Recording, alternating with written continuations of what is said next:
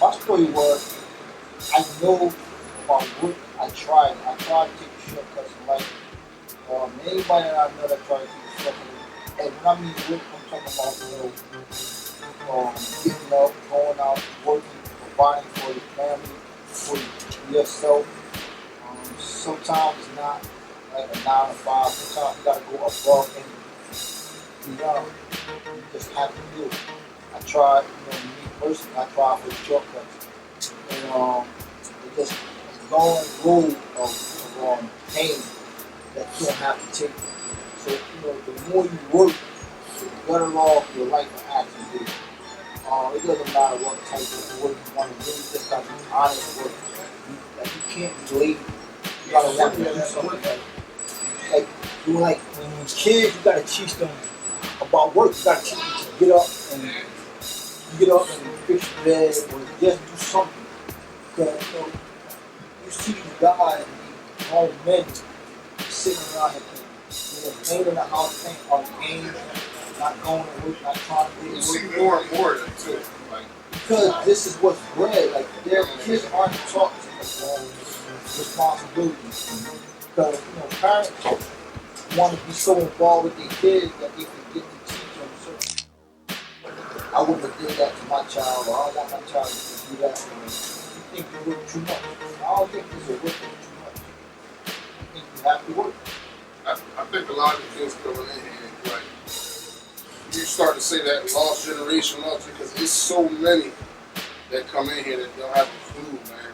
Like, you really take on the role of educator in here, because a lot of them, when they start to speak, you realize, you let them talk for a little while, and you see that they don't get it. Like, they don't even get, say, coming in and giving a seat to an older lady, or opening the door for somebody. Like, the generation is, I'm not saying it's just Trenton, I'm just saying all around. But I'm telling you, it's not just the generation as far as like the kids in the street, because you got kids in college that are extremely book smart, but have no common sense whatsoever. And that's common. And that's exactly common. Like, that's, they come here all the time, and it's just like, wow, like, it's just so many. It's just like, it's almost surprising to see how you got through life that far without having common sense. And it can be the simplest situation.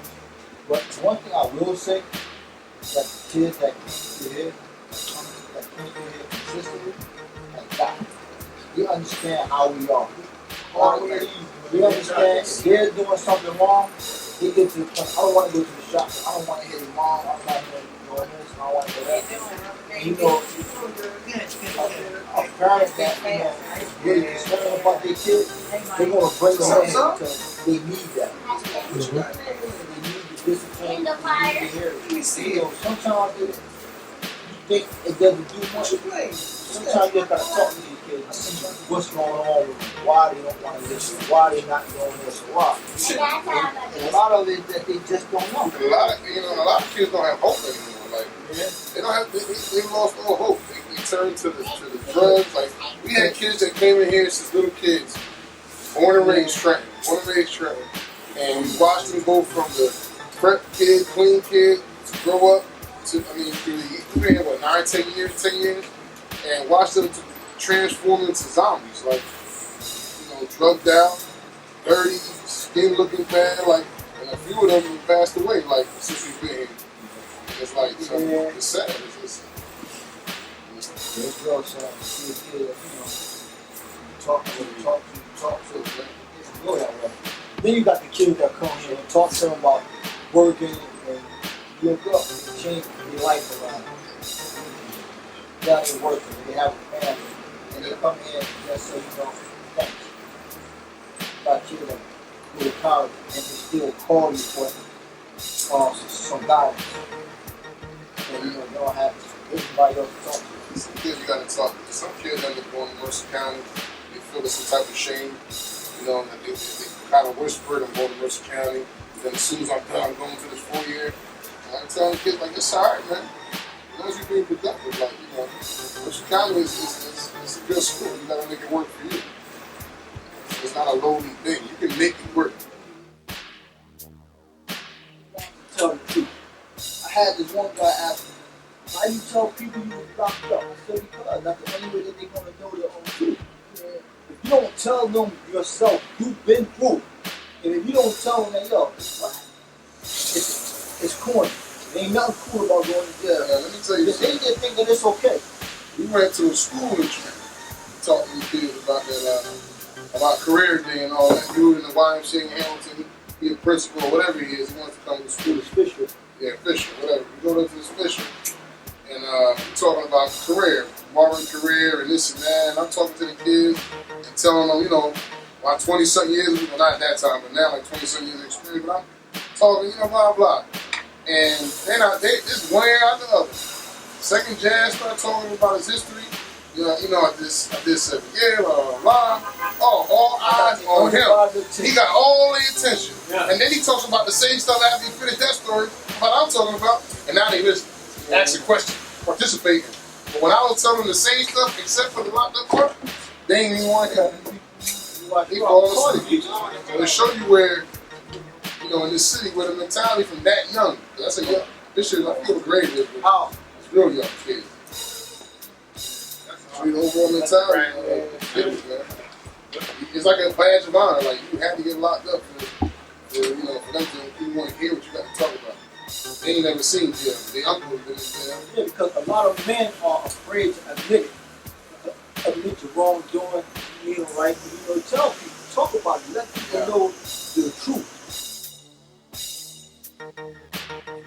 As far as girls, they need to see a father, they need to see a man treat their mother well, so that they know how a man's going to treat them when they get older. You know, and that gives them some type of self-respect. Like, God, you're not supposed to let these men put their hands on you and talk down to you, but don't think you're less than what you are. So, a lot of these people right now, but you got young kids, having kids, they don't know how to treat each other, so how they know how to treat other person? It's a lot of kids on the stage. You selling drugs on the street. You doing all right. You eventually going to get caught. And then when you get caught, you end up doing time. Then you calculate, like, I just did 3 years, I only made this amount of money, and came out to making McDonald's money. So why not working with that? It doesn't add up. You know what I'm saying? No one really sells drugs and never gets caught. You always find a bump in the road. The bump in the road will find you. They don't make it easy. You make more money working than you do selling drugs. You may make faster money, but the faster you make it, the faster you spend it, because you into different things. But if you're about going to jail, being in the gangs and stuff like that, you know, that's your self-esteem issue, and that's something you really need to face as a man. But the thing about with the kids, like, they're growing up, if you don't have any success and doing anything that really, like, worthwhile, if you had nobody pushing you, it's so easy for them to just be complacent and content and do the easy thing. And 9 times out of 10, it's doing the right thing. It's easy for them to go out there and sell drugs. It's easy for them to go out there and get high and do this and do that. It's hard for them to put some effort into school and put some effort into getting a job and doing stuff like that. So, and that comes with the issue of self-esteem. But a lot of them don't have self-esteem. So they come to a place like this, and sometimes it's all jokes and fun, but at the end of the day, we trying to help build you up. There's sometimes like people want to hear you say, "That's whack." That's not cool, right? They want somebody to actually basically stop them from doing certain things. Like, you know, they want to get tattoos on their face, and they want somebody to tell them why they shouldn't do it. They just want to hear a reason why they shouldn't do it. And they might not do it, but when you don't got nobody saying anything to them, they just do anything. And because they don't have no work at all, they don't understand about putting tattoos on their face, putting tattoos on their necks, on the back of their hand. Because nobody will speak against it. You know, sometimes you just gotta be the one to say, I don't care what nobody else says, that's not right. And here, you're not afraid to be the oddball to say, nah, man, that's not cool. I don't care what you think is cool in the street, what you hear outside of here, that's not right. Talking back to your mom, that's not cool. I had something to admit it, like, I wish I had a dad to put this foot in my behind. I wish I had somebody telling me, you know, like, they get to a certain age and some actually, you know, they wish they had it. They wish they had somebody digging in for them. And they admit that. Like, they're older now, been through over the drama, but wish they had somebody digging in. Got some of that on that page. You People want guidance. They want it. They want somebody. They want a parent to be a parent. All that being your friend, that's parents who've been together. Kids want somebody to be in control of the reins. Or for that, they want adults to be an adult. So if you see a kid running back and forth on something that they shouldn't be doing, you have to stop. They just want somebody to say, look, stop. And I think just that alone will actually change the whole mentality of these kids.